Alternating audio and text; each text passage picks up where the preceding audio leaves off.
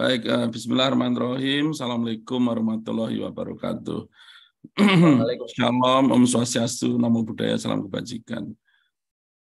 Prof. Sudan yang sangat saya hormati, kalau masih ada di ruang ini, kalau enggak salam persahabatan, kami sering tektokan di suatu grup kealumnian.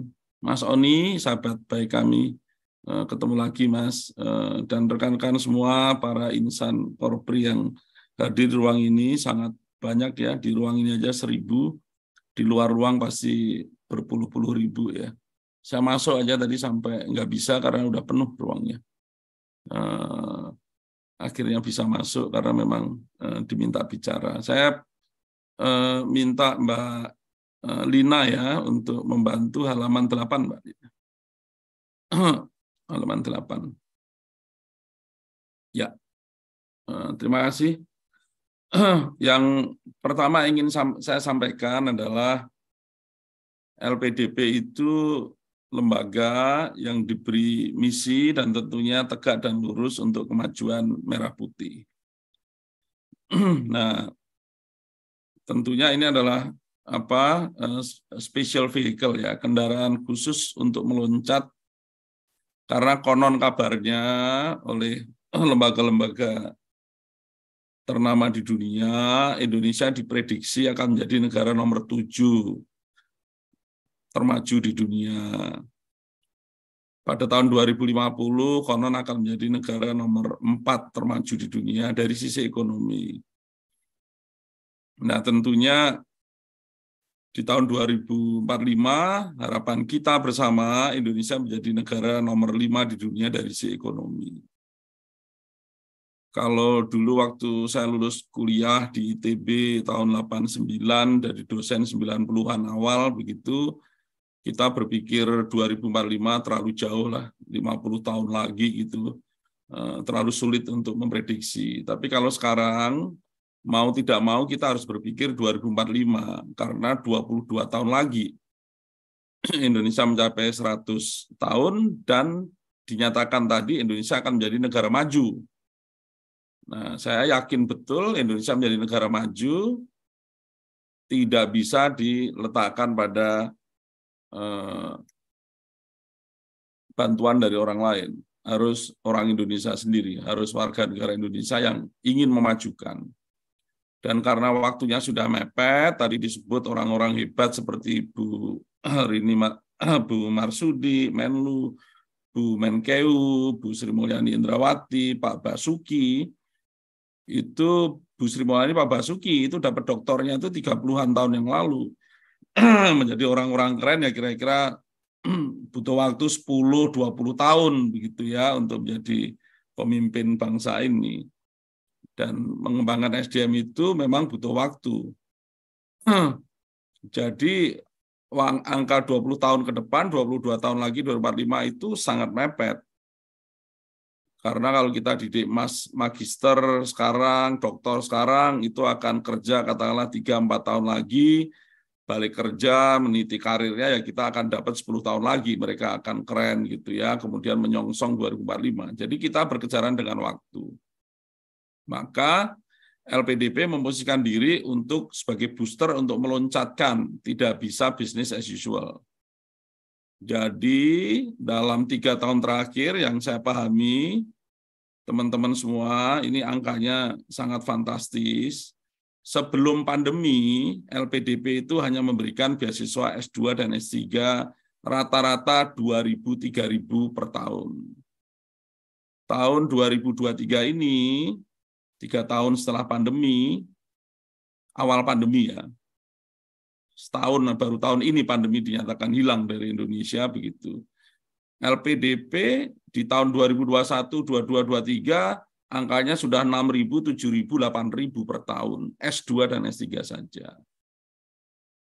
Ditambah beasiswa LPDP yang dikolaborasikan dengan Kemdikbudristek dan Kemenak, untuk S2 dan S3 saja, tahun ini angkanya sudah mencapai angka 15.000, S2 dan S3 saja. Dana dari LPDP yang dikolaborasikan. Jadi peningkatannya bukan main, ya 7 kali lipat, 10 kali lipat dibanding sebelum pandemi yang negara berikan untuk S2 dan S3. Kenapa ini penting? Karena ini adalah lokomotif dari kemajuan bangsa, jumlahnya sangat kecil ya. Nah, saya ingin tambahkan angka yang fantastis lagi, teman-teman. Sejak tahun 2021-2022, LPDP berkolaborasi dengan Dikbudristek dan Kementerian Agama, termasuk BRIN untuk riset, untuk mendanai program yang tidak ada mandatnya di LPDP, yaitu program S1, tadi disebutkan Indonesia Maju, program vokasi, non-degree, kampus merdeka, dan segala macam yang non-degree itu adanya di Kementerian Agama dan Kemdikbudristek. Berapa yang diberikan tiap tahun dari dana LPDP? Lebih dari 250.000 orang per tahun untuk yang non-degree saja. Jadi memang ini semangat kita untuk meloncat, mengejar ketertinggalan, mencapai 2045 yang lebih keren dari sekarang ya. Semoga harapannya bisa menjadi negara kelima termaju di dunia ya, termakmur di dunia.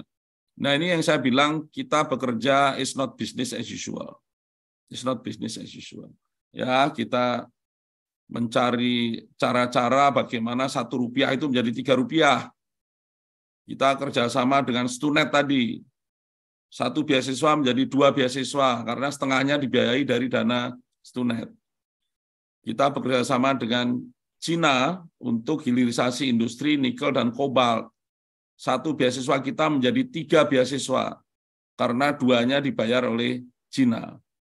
Kita bekerjasama dengan Singapura, sekolah keren namanya NUS, memberikan beasiswa 1 dana LPDP menjadi 3 beasiswa. Menjadi 2 beasiswa.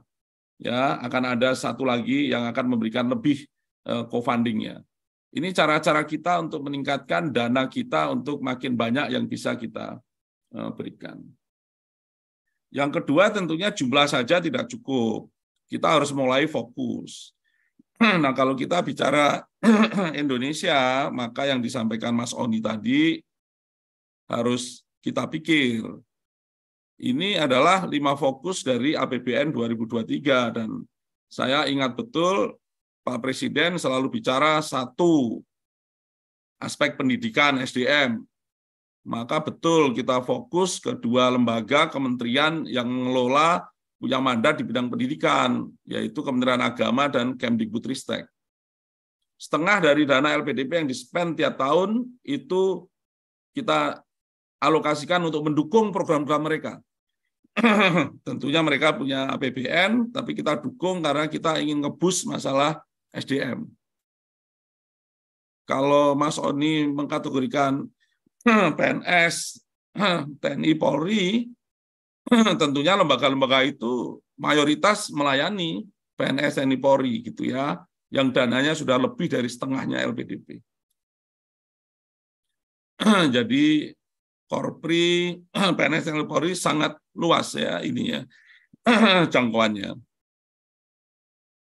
Kita lihat di sini infrastruktur. Kita lihat di sini reformasi birokrasi yang tadi disampaikan. Kita lihat di sini revitalisasi industri. Apa mungkin negara akan maju kalau tanpa industri yang kuat? Pak Habibie saja sudah berpikir di situ.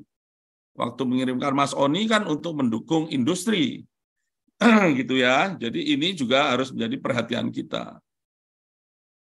Yang lain tentunya terkait dengan green, digital ya, itu kita dukung ke depan. Ini kalau kita lihat big picture dari Indonesia begitu ya. Jadi kita harus mengurus segalanya. Memang bangsa ini bangsa yang besar. Tidak bisa semuanya jadi PNS juga kan gitu kira-kira. Kita perlu juga entrepreneur yang keren sehingga lapangan kerja terbentuk dengan baik. Jadi kita tentunya fokus ke semua yang memang menjadikan bangsa ini akan unggul, dan ini kira-kira arahan dari negara ini ya, kira-kira seperti itu. Ini satu yang ingin saya sampaikan. Ada beberapa mitos tadi dari Mas Oni, saya sampaikan mitos karena itu tidak benar. Karena konon kabarnya PNS itu boleh memilih seenaknya. Nggak bisa. Yang namanya PNS itu kalau daftar ke LPDP itu harus izin dari eselon 2 yang menangani SDM. Nah, kalau masalah urusan roadmap SDM di kementerian lembaga itu mau kemana, ya kan bukan tugasnya LPDP membuat roadmap mereka. Silakan kementerian lembaga buat roadmap, kirimkan ke kita orang-orang terbaik dan beri izin mereka. Mereka harus pakai izin itu. Kalau enggak ya mereka artinya pengen keluar aja dari PNS gitu. Ya itu ada tertangkap juga ya kita panis juga. Anda PNS ngaku yang nggak PNS gitu. Jadi semuanya adalah atas izin dari instansinya. Ya, nggak bisa seenaknya PNS gitu. Kalau pulang pun nanti akan diikat. Nah, saya beri contoh masalah kuota. Saya beri contoh. PUPR Pak Menteri itu datang ke kita. Pak, gimana caranya setiap tahun PNS yang ada di PUPR mendapatkan 100 beasiswa tanpa harus minta kuota. Mereka siap untuk berkompetisi. Karena sebelumnya berapa? 18, kadang 28 tiap tahun. Ya kami sampaikan, Pak Andin, saya menyampaikan, Pak, gampang. Daftarkan aja minimal 300 orang PUPR, maka insya Allah akan dapat 100 berkompetisi. Betul, yang dikirim 280, 270 tahun yang lalu, yang diterima berapa? 90-an udah. Dengan cara kompetisi murni. Nah, ini yang keren. Mereka yang disekolahkan oleh PUPR sudah diberi tugas, kamu mempelajari ini, pulang kamu ikut proyek ini. Gitu. Dan tidak hanya PUPR.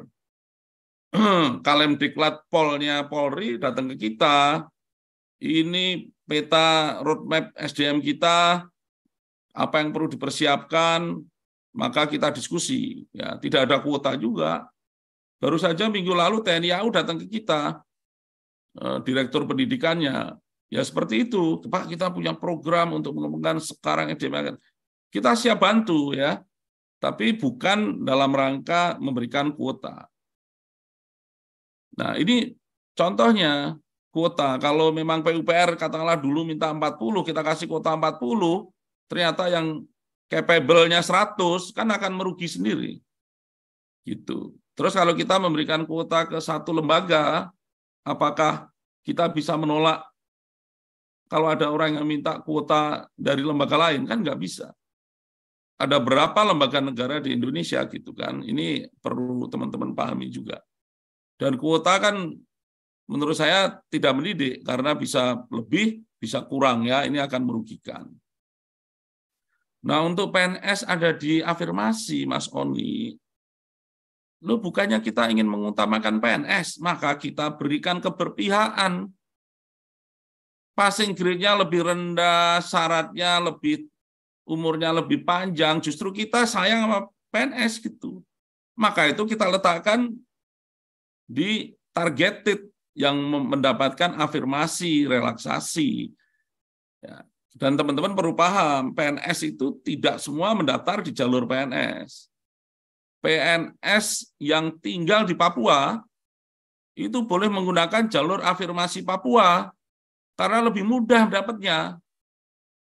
PNS yang ada di Nias bisa jalur pakai daerah afirmasi, lebih mudah. Jadi targeted tadi memang keberpihakan kita kepada PNS yang tidak didapatkan kalau mereka mendaftar di reguler gitu. Sehingga kita berikan keberpihakan.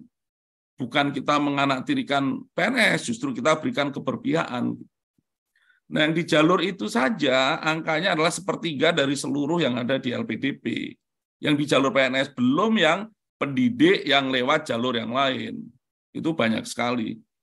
Orang yang dapat PTUD, Korpri kan keren juga anggotanya, ada yang diterima PTUD, daripada saya pakai jalur targeted, jalur perguruan tinggi utama dunia lebih gampang karena dia sudah punya LOE, tidak mesti ikut tes yang seperti TPA itu langsung dan passing grade-nya lebih rendah karena dia diterima di perguruan tinggi keren di dunia dan sudah punya LOE-nya. Jadi jalannya banyak sekali PNS untuk memanfaatkan beasiswa yang ada di LPDP. Gitu ya, ini gambarannya beberapa mitos tadi menurut saya tidak benar. Nggak tahu kalau sebelum pandemi ya Mas Oni, karena saya baru masuk setelah pandemi atau pas pandemi. Itu kira-kira. Nah, kalau pertanyaan terakhir dari Prof. Zudan yang disampaikan Mas Oni, untuk short course, kami sebenarnya juga paham itu. Kebutuhan short course di Indonesia ini ya sangat besar dan penting sebenarnya gitu ya. Tapi saya kan hanya sekadar direktur di LPDP, seperti Pak Andin juga direksi. Kami mengikuti arahan dari pimpinan, tentunya Dewan Penyantun.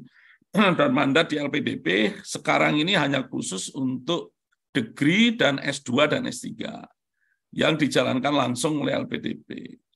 Berkolaborasi Kemenak dan Kemendikbudristek itu untuk menjangkau yang lain, bisa masuk ke S1, diploma, vokasi, non-degree, macam-macam itu bisa dipakai di sana. Tapi lewatnya adalah Kemdikbudristek dan Kementerian Agama. Itu ya, ini kira-kira gambarannya. Jadi LPDP memang tidak masuk di area non-degree karena mandat kita hanya degree dan S2 dan S3 sebagai lokomotif yang menarik gerbong dari gerbong panjang para intelektual di Indonesia untuk kemajuan bangsa.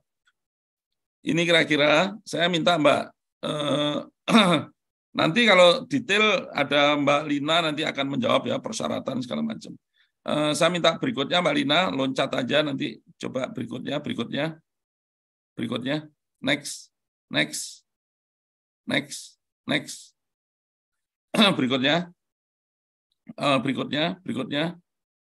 berikutnya. Nah ini di sini. Ibu Sri Mulyani Indrawati 2010 menyisihkan dana 1 triliun. Tentunya belum bisa diapa-apakan 1 triliun. Bentuknya belum jelas segala macam. Baru beberapa tahun kemudian angkanya menjadi 10 triliun, 15 triliun dan dibentuklah LPDP di situ. Kemudian memberikan beasiswa. Angkanya mungkin sangat kecil waktu itu, ratusan orang begitu ya, dan memang fokus ke perguruan tinggi utama dunia, mungkin fokusnya suatu saat ke PNS ya waktu itu. Nah, Anda lihat sekarang dananya 134 triliun ya. Di 3 tahun terakhir terjadi peningkatan yang luar biasa, bahkan di awal pandemi. Saya masuk tahun 2020 itu dananya masih 51-52 triliun, sekarang sudah 134 triliun. Ini sudah berkali-kali lipat ya dibandingkan 3 tahun yang lalu. Tahun ini 139, akhir tahun ini akan ada tambahan 5 triliun lagi, dan kemudian tahun depan sudah dianggarkan oleh Pak Jokowi, Presiden pada pidatonya, itu 25 triliun lagi. Nah tentunya ini dana abadi rekan-rekan yang kita bisa pakai adalah yield-nya, ya hasilnya, bagi hasilnya dari dana ini. Karena amanahnya adalah yang abadi ini tetap abadi untuk generasi berikutnya. Nah, dana yang ada kita itu kita spend semaksimal mungkin yang bisa di-spend tahun ini begitu. Semaksimal mungkin. LPDP itu capaiannya di atas 100% untuk yang program-program yang kita kelola. Nah, kita alokasikan tadi saya sampaikan ke Dikbudristek dan juga Kementerian Agama itu hampir selalu tidak habis tapi capaiannya tinggi. Jadi ada sisa ya, itu niat kita karena kita anggarkan. Gitu. Jadi LPDP sudah meningkat jauh dan niat kita adalah men-spend segala dana yang ada di LPDP untuk kemajuan SDM Indonesia, baik itu bentuknya beasiswa maupun bentuknya riset. Nah, Anda perlu pahami saat ini LPDP mengelola tidak hanya dana abadi pendidikan. Ada dana abadi riset 5 triliun, dana abadi perguruan tinggi agar PTNBH kita menuju world class, ini ranahnya dari Kemdikbudristek ya untuk mengelola programnya, tapi dananya dikelola oleh LPDP agar efisien dalam pengelolaan. Kemudian ada dana abadi kebudayaan yang programnya dikelola oleh Dijen Kebudayaan di Kemdikbudristek. Ini kira-kira rekan-rekan, jadi atas dasar komitmen pemerintah, maka LPDP juga bisa memberikan yang berlipat-lipat tadi jumlahnya, dan kita terus lipatkan agar kita bisa mengejar 2045 dengan baik. Next. Berikutnya, Mbak Nina.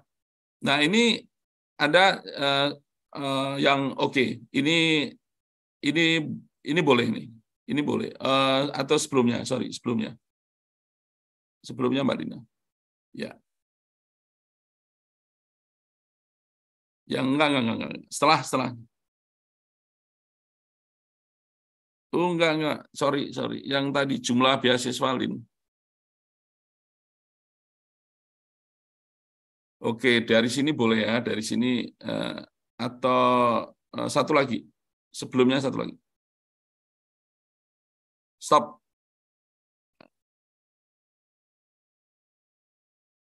Ini adalah angka di 2022 dan 2023. Ya. Ini yang kami ingin tunjukkan, ini akumulasi ya. Akumulasi dari penerima beasiswa LPDP yang dikelola LPDP. Jadi sekarang itu ada 40.000 penerima beasiswa LPDP S2 dan S3. Alumninya ada hampir 20.000, hampir setengahnya. Alumninya itu di sektor publik, Anda lihat, itu 2/3-nya. Ya, ini adalah sektor yang memang mendukung sektor birokrasi. Termasuk di sana dosen dan peneliti. Ya, tentunya mereka memberikan layanan publik berupa pendidikan dan penelitian. PNS, TNI Polri itu kira-kira 27%. Ya, kira-kira sepertiganya dari semua. Yang swasta termasuk sosial itu ada pas kira-kira sepertiganya. Nah, menurut saya ini kombinasi yang ciamik gitu ya, yang keren. Jadi Indonesia harus maju juga di sektor industrinya dan itu ada sepertiga orang-orang keren lewat LPDP. 2/3-nya kira-kira bergerak di sektor publik, ada yang jadi dosen peneliti, ada yang jadi birokrat di kementerian lembaga. Kan kira-kira logikanya gitu ya. Nah, tentunya ini terus kita amati gerakan-gerakan yang kita lakukan, inisiatif yang baru adalah untuk menuju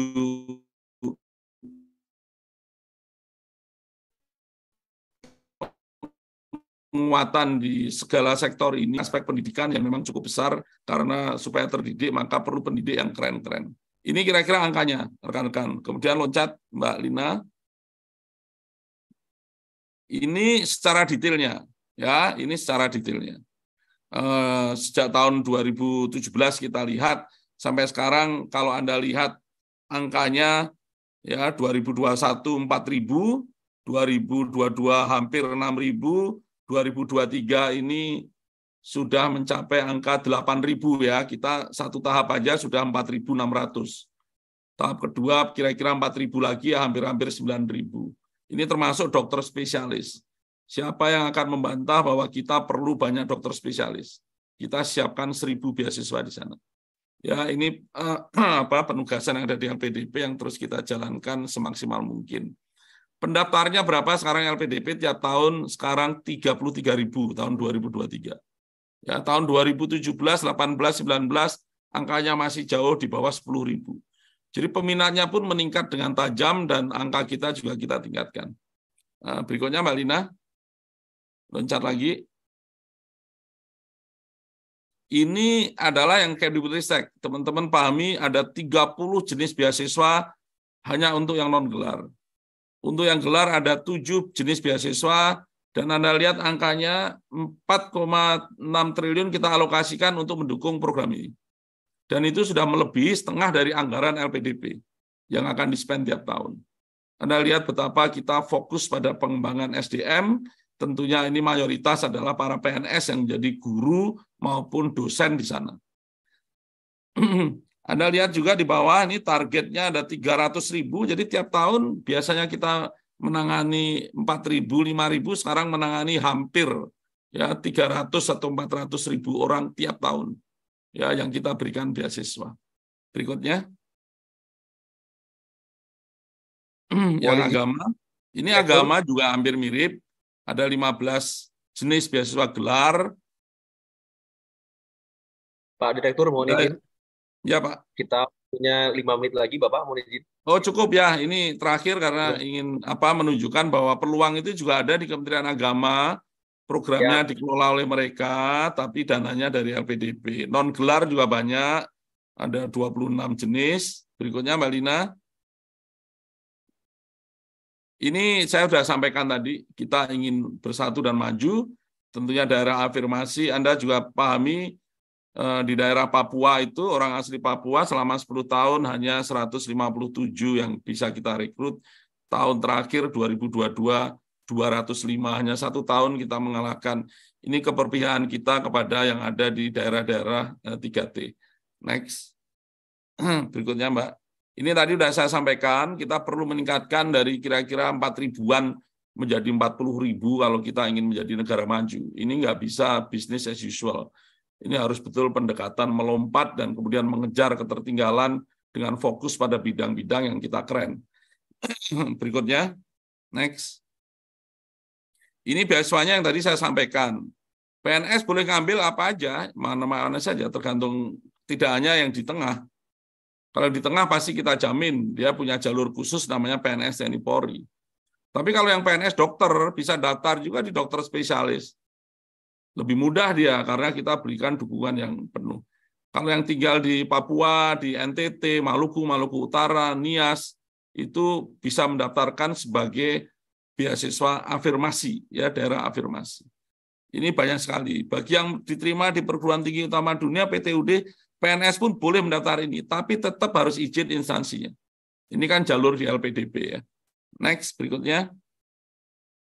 Ini tadi saya sampaikan, pendaftarnya tentunya 2020 sangat drop karena pandemi ya. Sekarang udah 33.000 pendaftar kita setiap tahun. Next. Berikutnya, ini tadi sudah saya sampaikan jumlah ini sudah ada yang lewat PNS TNI Polri, tidak semua PNS TNI Polri. Yang lewat jalur PNS TNI Polri 8.400. Ini yang perlu tentunya PNS TNI Polri lebih dari ini karena banyak yang lewat jalur lain. Next. Ini sebagai penutup, jangan pernah lelah mencintai Indonesia, kira-kira gitu ya. Ini dari Bu Sri Mulyani. Kita sebagai kaum intelektual jangan mengutuk kegelapan, nyalakan api walaupun kecil, dia akan menerangi.